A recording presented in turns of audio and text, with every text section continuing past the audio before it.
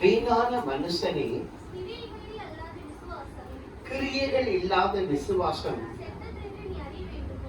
செத்ததென்று நீ அறிய வேண்டுமே. இங்கே சொல்லப்படுகிறது, முதல் ஆரம்பிக்கும் பொழுது என்ன ஆரம்பிக்கிறது என்றால் வேதம் வீணான மனுஷனே. எப்படி ஆரம்பிக்கிறது? வீணான மனுஷனே, கிரியைகள் இல்லாத விசுவாசம் செத்தது என்று நீ அறிய வேண்டுமே என்று அங்கே என்ன சொல்லப்படுகிறது? அங்கே ஒரு கேள்விக்குறி. அங்க என்ன உண்டாகிறது? ஒரு வேதத்துல நம்ம அந்த இடத்துல பார்க்கிறோம், ஒரு கேள்விக்குறி. ஆரம்பிக்கும் பொழுது என்ன ஆரம்பிக்கிறது? யாக்கோபு இயேசு கிறிஸ்துவோடு கூட இருந்த பிரதான சீசரில் ஒரு சீசனாக காணப்படுகிறார். அவர் பொதுவான ஒரு நிருபம், எல்லாருக்கும் ஒரு நிருபத்தை இன்றைக்கு எழுதி வைத்திருக்கிறார். என்ன எழுதி வைத்திருக்கிறார் என்றால், ஆரம்பிக்கும் பொழுது அவர் சொல்லுகிறார், வீணான மனுஷனே, கிரியைகள் இல்லாத செத்த விசுவாசம் செத்தது என்று நீ அறிய வேண்டுமே. கிரியைகள் என்றால் என்ன சொல்லுங்க? செயல். கிரியைகள் என்றால் செயல். பக்கத்தரப்ப சொல்லுங்க, கிரியைகள் என்றால் செயல். செயல் என்றால் என்ன சொல்லுங்க?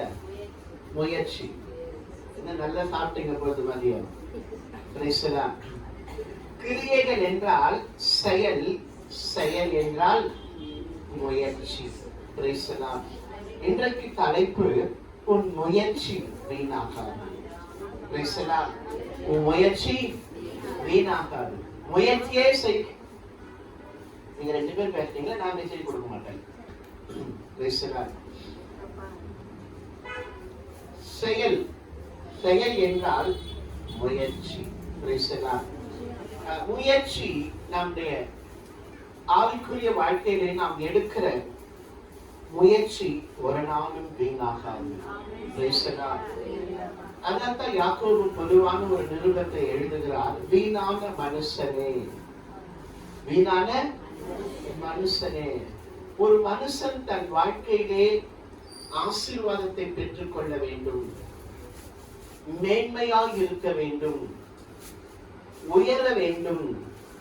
என் குடும்ப வாழ்க்கையிலே நான் ஆசீர்வாதமாய் இருக்க வேண்டும், என் படிப்பிலே நான் ஆசீர்வாதமாய் இருக்க வேண்டும், நான் செய்கிற தொழில், வியாபாரம், வருமானம், வேலையிலே நான் எப்படி இருக்க வேண்டும்? ஆசீர்வாதமாய் இருக்க வேண்டும் என்று நினைப்பார்கள் என்றால் அவர்கள் முயற்சி செய்ய வேண்டும். என்ன செய்ய வேண்டும்? முயற்சி செய்யணும். அதனால ஆரம்பிக்கும் பொழுது சொல்லப்படுகிறது, வீணான மனுஷனே. எப்படி ஆரம்பிக்கிறது? வீணான மனுஷனே, நீ சும்மா இருந்தா உன் வாழ்க்கையில கர்த்தர் அற்புதம் செய்ய முடியாது. நீ சும்மா இருந்தா கர்த்தர் உனக்கு ஆசீர்வாதத்தை கொடுக்க முடியாது. நீ ஒன்றுமே செய்யாமல், முயற்சி செய்யாமல் நீ சும்மா இருந்தால் கர்த்தர் உன்னை ஆசீர்வதிக்க முடியாது, உன்னை உயர்த்த முடியாது, உன்னை மேன்மைப்படுத்த முடியாது. ஒரு தேர்வுக்கு போகிற ஒரு பிள்ளைகள் படிக்காமல் போல் தேர்வு செய்ய எழுதினால் அவர்கள் தேர்விலே ஜெயம் பெறுவார்களா?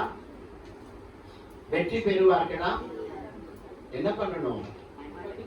தேர்வுக்கு என்ன பண்ணணும்? படிக்கணும். படிக்கணும்னா என்ன பண்ணணும்? படிக்கிறதுக்கு ஒரு முயற்சி எடுக்கணும். படிக்கிறதுக்கு என்ன எடுக்கணும்? முயற்சியை நாம் என்ன பண்ணணும்? எடுக்க வேண்டும். இன்றைக்கு உன் வாழ்க்கையிலே நீ தோற்று போய்விட்டாய் என்று நினைக்கிறாயா? உன் படிப்பில் நீ தோற்று போய்விட்டாய் என்று நினைக்கிறாயா? உன் தொழில், உன்னுடைய வியாபாரத்தில் நீ தோற்று போய்விட்டேன் என்று நினைக்கிறாயா? அல்லது பரிசுத்தமாய் வாழ வேண்டும் என்று நான் விரும்புகிறேன், ஆனால் பரிசுத்தமாய் என்னால் வாழ முடியவில்லை என்று நீ தோற்று போய்விட்டே என்று நினைக்கிறாயா? இல்லை, நீ தோற்று போகிற அதே இடத்திலே கர்த்தர் உனக்கு அற்புதம் செய்து உன்னை ஆசீர்வதித்தார். நீ முயற்சி செய்ய வேண்டும். நீ ஒரு அடி எடுத்து வைத்தால் கர்த்தர் உன் கரத்தை பிடித்து 10 அடி நீ நடந்து வரும்படியாக கர்த்தர் உனக்கு உதவி செய்வார்.